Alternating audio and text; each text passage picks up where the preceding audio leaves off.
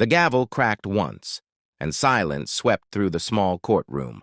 At the defense table sat a calm man in a plain gray suit, quiet, unreadable.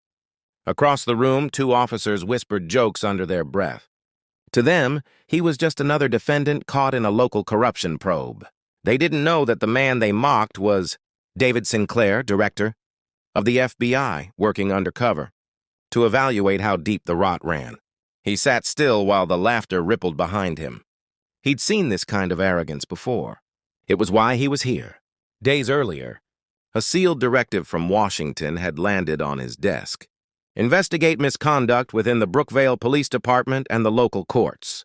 Reports suggested that suspects were being humiliated, evidence manipulated, and cases mishandled. David chose to go himself. No cameras. No warnings.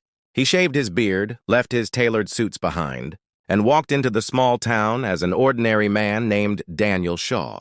Within a week, Daniel was framed for falsifying a witness statement. The trap had been easy to spring. The department wanted another easy conviction, but the real trial would happen inside that courtroom, on who wielded power and who respected it. The fluorescent lights buzzed. The judge's eyes moved slowly between pages of the docket, tired and indifferent. The prosecutor smirked. Your Honor, the defendant appears unusually calm for someone facing obstruction charges. David looked up, his voice steady. Calm comes from experience. The two officers at the back chuckled again. Experience in what? One muttered. Forgery? He didn't respond. He simply folded his hands. Every word, every gesture was recorded, his own hidden camera tucked inside a pen on the table. The judge sighed. Let's proceed. The prosecutor strutted toward him. Mr. Shaw, you claim to have knowledge of federal protocol. That's interesting. Care to explain how a local contractor like you would know anything about that? David tilted his head. You'd be surprised what people learn when they listen instead of talk. Laughter rolled from the gallery. The officers smirked again. He could feel their contempt, but that was part of the test. The room was revealing itself exactly as he'd expected. Unchecked arrogance, no accountability, no discipline. He waited. When the bailiff brought in the evidence, a sealed folder stamped classified slid across the table.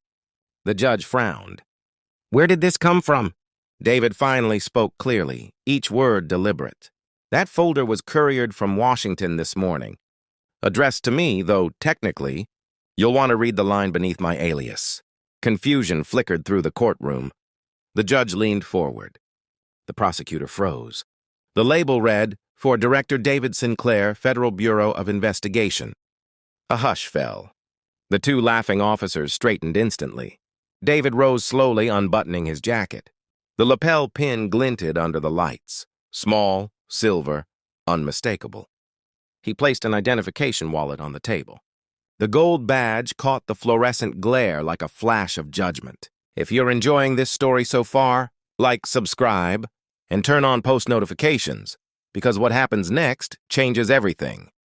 David's tone never rose. This was a field audit. Every word spoken in this courtroom has been recorded and transmitted to federal oversight. The Department of Justice is already listening. The prosecutor stammered. You set this up? I observed, David said evenly. And observation was more than enough. He nodded toward the back. Two suited agents entered through the side doors, quiet as shadows. One handed him a file. Inside were months of compiled evidence, abuse of authority, false reports, coerced confessions. The judge finally found her voice. Director Sinclair, I had no idea. That was the point, he replied. The courtroom that had moments ago buzzed with laughter now felt like a tomb. The officers' smirks had vanished, replaced by the dawning horror of realization. David didn't raise his voice. He didn't need to. He looked around the room. The prosecutor, the judge, the officers, each caught in the gravity of their own misconduct. Justice, he said softly, was never supposed to depend on who looks weak enough to mock. He gathered his papers, nodded to the agents, and walked out. Outside, the sun glared against the courthouse windows. Inside, no one moved for a full minute. When the door closed, the silence was absolute. Respect, it turned out, was the only authority they truly lacked, and the One lesson they would never forget.